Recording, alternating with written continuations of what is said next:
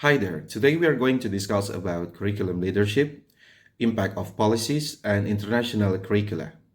And here are the section that you are expected to see in this presentation. So what is curriculum leadership actually? Curriculum leadership can be defined as a process of guiding and overseeing the development, implementation, and also the evaluation of a curriculum. So in this case, the curriculum leaders can be defined as those who are responsible for overseeing, developing, managing the curriculum within a certain educational setting such as school or like educational district or even a country.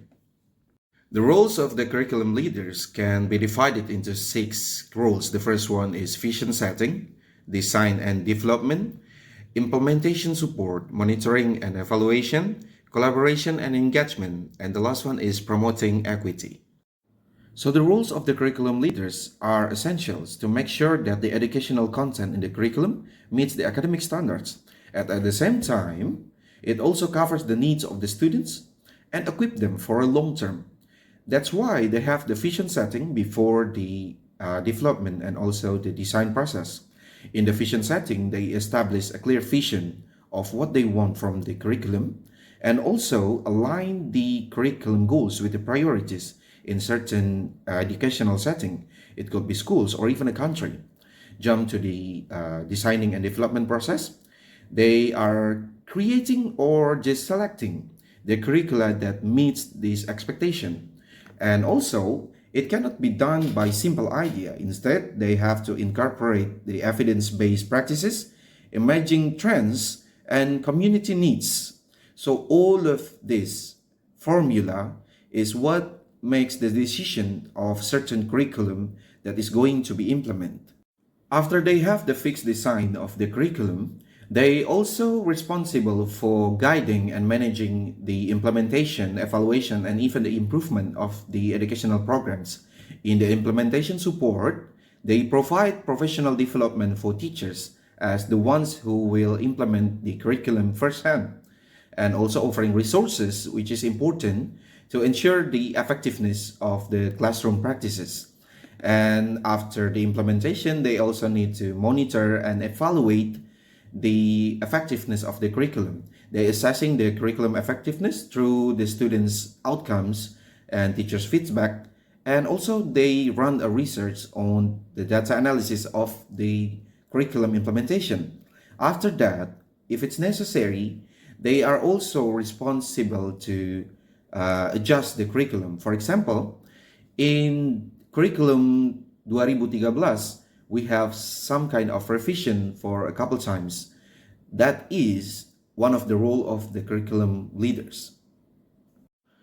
Last but not least, the curriculum leaders also responsible for the collaboration and engagement and also promoting equity. By doing the collaboration and engagement, they are working with the stakeholders, including teachers, parents, and also the community members, which take part in the educational programs within certain setting. And also by doing this, they are encouraging interdisciplinary and culturally responsive approaches. And by promoting equity, what it means is that the design and also the implementation of the curriculum is not only covers the academic needs of the students, but also it will cover the background, the diverse background of the students, such as students from marginalized groups, or in Indonesia, we call it siswa ekonomi lemah, and things like that. And also advocating for inclusive and accessible teaching materials. You know that the inclusivity is one of the trend in education nowadays, and curriculum leaders need to pay attention on this matter for their design and also the implementation. Rather than that, the teaching materials need to be accessible. They need to make sure that they could provide the material and make it accessible for the implementation of the curriculum they are designing. These are the challenges that might be faced by the curriculum leaders in doing their work. The first one is balancing between standardization and flexibility. In simple, if the curriculum itself is too strict, the teachers will not have the chance to develop their creativity in leading the classroom, which means the students will not experience the personalized learning because everybody should follow strict interpretation. But in other side, if it's too flexible, it would lead to inconsistencies in teaching quality and also students' outcomes because everybody have their own interpretation of the curriculum. The next one is addressing diverse students' needs, which has always been a challenge, especially for a country like Indonesia, where we have national curriculum, but at the same time we also have students from very different backgrounds, different cultures, even different places. So the curriculum leaders need to really pay attention, even though it is a challenge. They need to make sure that the national curriculum could covers these diverse needs. The next one is teachers' resistance to change. So in Indonesia, we have teachers from different eras. For example, we have teachers from, let's say, from the 90s who still working today. And to give such a change, such a big change in curriculum, we need to make sure, the curriculum leaders need to make sure that they have certain approaches to make sure that these teachers ready for the change, because we cannot like just provide something for teachers which is not accustomed to it. For example, in this era we have all the hybrid learning, we have technological empowerment in the classroom. For maybe certain teachers or some teachers in some areas, they are not really accustomed to this kind of teaching. That's why the curriculum leaders need to make sure that the teachers are socialized well with this kind of change, and they need to make sure also that they could build such a communication for these teachers to be ready to accept the changes. And now let us move to the second part about curriculum analysis, understanding the impact of curriculum policy. Curriculum analysis is a systematic process used to evaluate educational curricula. This process involves evaluating the intended goals, content, teaching methods, assessment strategies, and overall effectiveness of a curriculum, and helps identify biases, gaps, and areas for improvement within educational materials and programs. So there are 4 key stages. The first, contextual analysis. Second, curriculum policy analysis. Third, impact analysis. And fourth, critical reflection. There are 2 things to be considered in contextual analysis: global and national. Globally, there are factors like globalization, which connects economics and cultures worldwide, and neoliberalism, which can impact how educational institutions are funded and operate. Nationally, each country has its own unique political and social context that shapes education, like the country's ideologies, social inequalities, cultural values, and the historical development of its education system. These contextual factors can better assess whether a curriculum is aligned with the needs of the students and society. The second stage is curriculum policy analysis. There are 3 things to be considered: curriculum model, knowledge base, and curriculum content. Curriculum model refers to a particular model or framework which guides its design and implementation. This includes its goals, objectives, and intended outcomes. For instance, some model might focus on developing specific skills, while others might prioritize content knowledge or student-centered learning. Knowledge base refers to the disciplinary knowledge, which is the deep, specialized knowledge found in academic disciplines, and others might emphasize social knowledge. Analyzing the curriculum's knowledge base helps us understand its underlying values and priorities. And curriculum content about areas, topics, and themes. We need to evaluate the depth and range of content coverage and consider how it aligns with national standards or core curriculum. Third stage is impact analysis, assessing the result. A curriculum isn't just a document, it is a living thing that's brought to life in the classroom. This stage focuses on how the curriculum affects teachers, students, and society. Teacher practice about investigating how teachers are interpreting and implementing the curriculum, the approaches and strategies are they using, and the curriculum they are adapting to meet the specific needs of the students. This will help us understand how the curriculum translates into real-world teaching practices. Students' learning. Eventually, the success of a curriculum depends on its impact on students' learning. We need to evaluate students' learning outcomes and assess whether the curriculum is achieving its intended goals. This involves considering cognitive, affective, and social development, particularly for students from disadvantaged backgrounds. And social implications. Finally, the societal impact of the curriculum is indeed important. It could contribute or challenge social inequalities. This helps shape students' values, beliefs, and civic engagement. This implication helps us ensure that the curriculum is promoting a just and equitable society.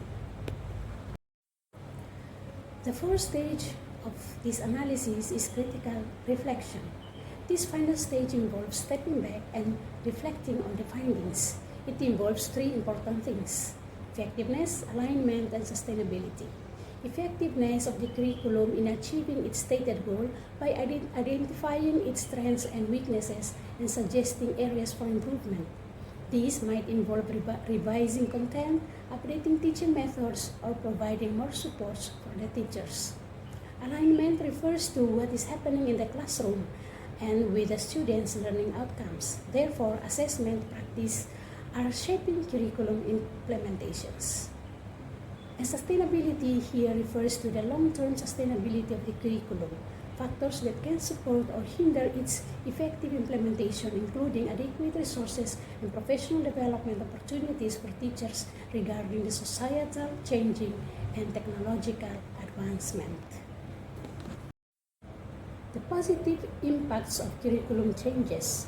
First, curriculum changes often lead to improved educational quality and student performance. Second, updated curricula can positively affect learning outcomes by providing relevant and engaging content aligning with modern educational needs. While negative impacts are such follows. Implementing new curricula can present challenges for teachers, particularly in rural areas with limited resources and professional development opportunities. Insufficient professional development and resources limitations can hinder effective implementation. Consequently, curriculum analysis is crucial for ensuring that educational programs are effective, relevant, and responsive. It is an ongoing process that requires continuous reflection, evaluation, and improvement. Hello everyone, my name is Akbar Mandala Arya Putra. Today we're going to explore action research in curriculum, conducting research to improve classroom practice. As graduate students in education, we are all aware of the complex challenge that teachers face in trying to meet diverse student needs while staying aligned with curriculum goals. Action research offers us a powerful tool for responding to these challenges directly within our own classrooms, using a systematic approach to reflect, adapt, and improve. Through our discussion, I hope to explore not only the theoretical aspects, but also the practical applications of action research. Let's take this opportunity to share ideas, ask questions, and consider how this approach might shape our own practice as we continue to grow in our roles as educators and researchers.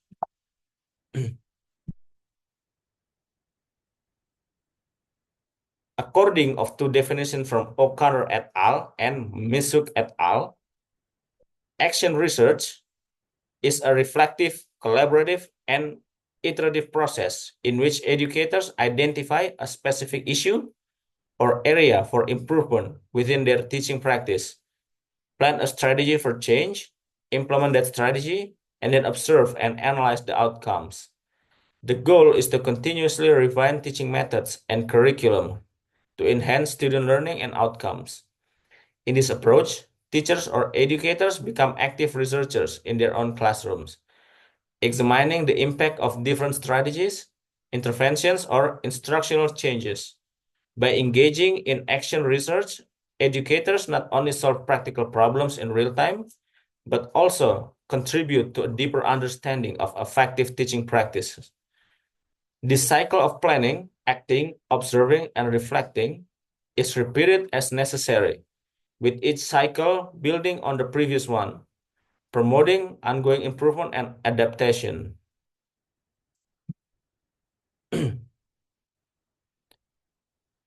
Action research process. First, problem identification. The teacher determines the challenges in learning that require intervention. The second, hypothesis formulation. Hypotheses about potential solutions are identified based on the problem. The third, data collection and analysis. The teachers collects data to understand the extent to which the solution is effective. The fourth, reflection. After the experiment, the teachers evaluates the success or failure of the method applied.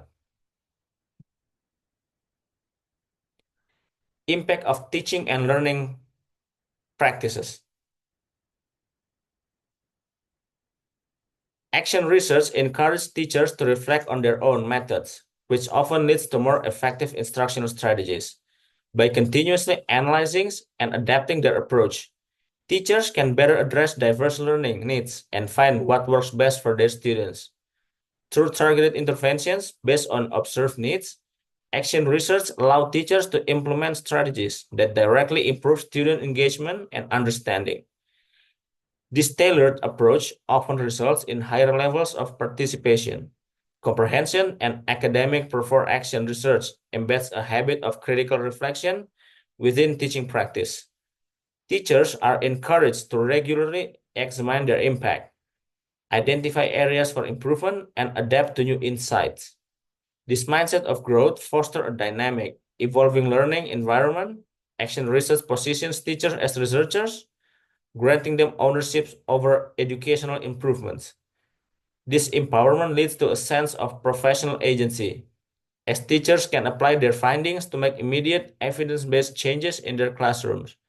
Teachers who engage in action research often share their findings with colleagues, creating a collaborative learning environment. This exchange of knowledge fosters a professional culture where teachers support each other's development and work collectively towards better student outcomes.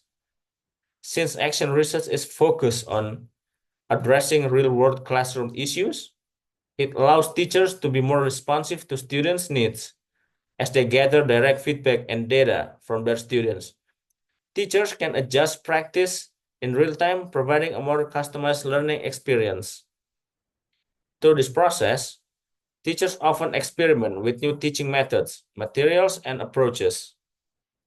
This opens to innovation, enrich the curriculum, and helps teachers discover novel ways of facilitating learning, ultimately leading to a more engaging and relevant educational experience for students in sum.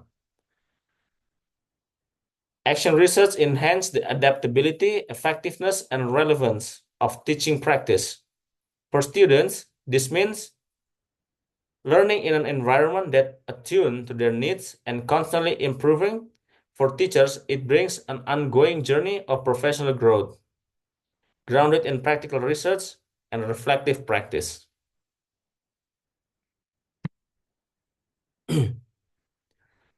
Teachers' professional development. Teachers feel more confident and empowered through the action research experience. This research allows teachers to see themselves as teacher researchers, which gives them the freedom to adapt their practice based on the unique needs of their classrooms. Action research supports a new paradigm in teachers' learning, which views teaching as an ongoing process of inquiry. It helps teachers develop their professional identities and continually reflect on and improve their teaching practice.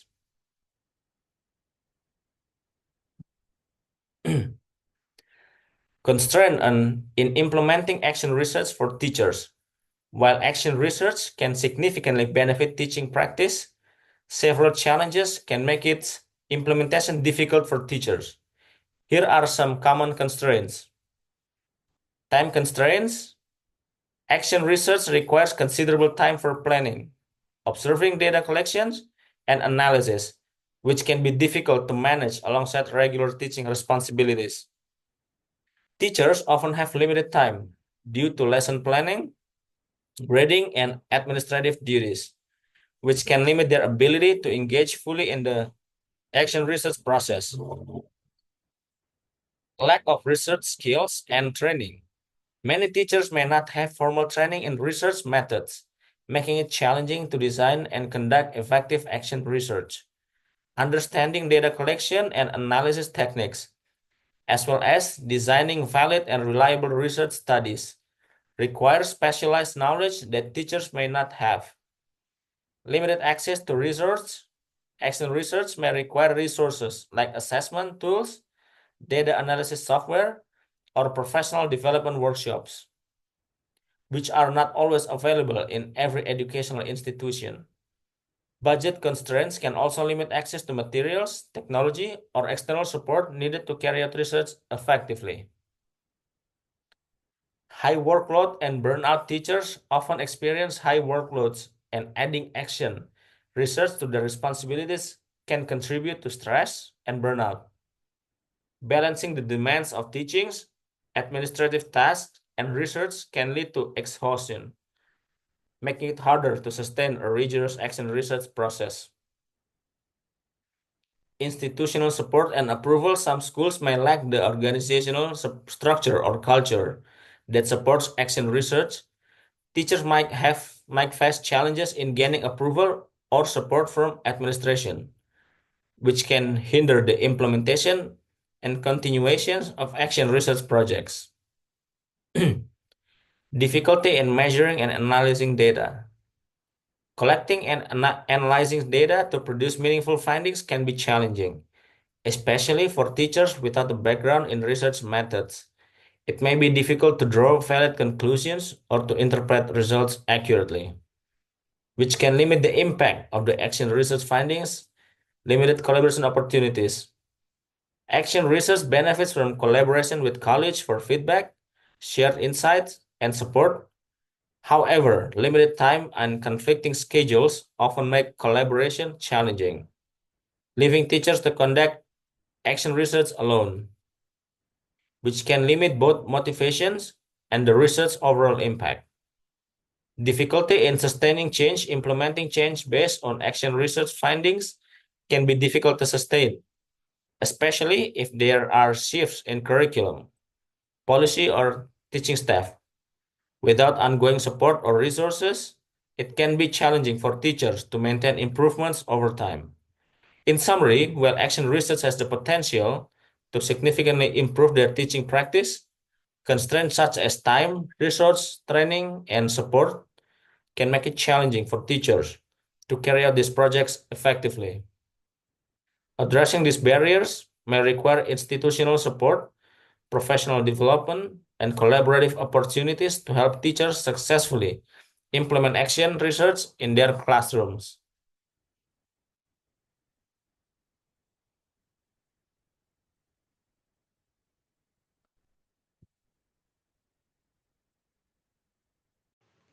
So here I'm going to discuss about international perspective on curriculum, comparing curriculum systems across different countries. What is curriculum? According to Hilda Taba, a curriculum is a plan for learning, what is known about the learning process and the development of the individual has bearing on the shaping of a curriculum. So here, curriculum is the backbone of any educational system that defining what students learn and how they learn it. The concept of curriculum varies significantly across countries. It influences by the national history, culture, and educational policies. So, understanding international perspective on curriculum is important because it helps educators and also policymakers to see different ways to educate and adapt it. So here I'm going to talk about factors that influence curriculum differences across countries. The first one, economic factor. A country's economic conditions determine the educational priorities, which influence what subjects are emphasized in the curriculum. So, wealthier countries often focus on innovation and creativity, while those who are facing economic challenges prioritize basic skills. Next, cultural factors. Cultural values influence the content of the curriculum, reflecting the history, language, and the norms of the local community. If a country has many different groups of people, school may try to teach about all of them, and it will help the students learn to respect different cultures. Next, government policies. National policies and regulations determine curriculum standards, which influence subject matter, and the teaching method. Governments try to make sure the students learn things that will be useful in the real life. Technological factor. Rapid technological developments require updating educational curricula to include digital literacy and other 21st century skills. Educators or teachers must adapt curricula to include new tools and methodologies that enhance the teaching and learning experience. Social factor. Changes in numbers and social issues affect curriculum's development. For example, if the students' population becomes more diverse or awareness of environmental issues increases, the curriculum will be adjusted to address these issues. Educational factors. The structure of the education systems, such as teacher training, resource availability, and institutional support, influences how the curriculum is implemented. Country will good teacher training with good teacher training program typically have more effective curriculum outcomes than countries that focus less on teacher professional development. Now let's comparing curriculum system across 4 different countries. The first one, Finland. Here, Finland curriculum offers a flexible curriculum where the teachers can adjust the national guidelines to fit their students' needs, encouraging creativity and also personalized learning. For the assessment methods, instead of use standardized tests, Finland curriculum use assessment that are part of the learning process. It is allowing teachers to evaluate students individually and for the goal here to foster a love of learning and also to develop well-rounded individuals who think critically and work well with the others. And South Korea, the focus of South Korea education is core subjects to prepare the students for competitive global standard and assessment. It relies on frequent national exams and for the goals here to produce competitive individuals who can succeed both locally and internationally. Next, China curriculum. It follows a strict curriculum that focuses on core subjects to build a strong knowledge base for the students. And for the assessment method, China uses national exams. And the goal is to develop skilled individuals who have academic knowledge and strong moral values. The last one, Indonesia. Indonesia uses a theme-based approach that connects different subjects to make learning more relevant and engaging. And for the assessment method, Indonesia uses thematic and summative assessment. And the goal is to enhance the quality and accessibility of education in Indonesia. In conclusion, curriculum leadership plays a crucial role in shaping the educational experiences as it directly influences how policies are implemented and how curricula are designed and delivered. The impact of educational policies can either empower or constrain curriculum leaders, depending on how policies align with the needs of students and educators. Furthermore, international curricula offer valuable frameworks that broaden perspectives. By integrating insights from both local and international curricula, curriculum leaders can create more inclusive and dynamic learning environments that meet the diverse needs of learners while adapting to the evolution of education.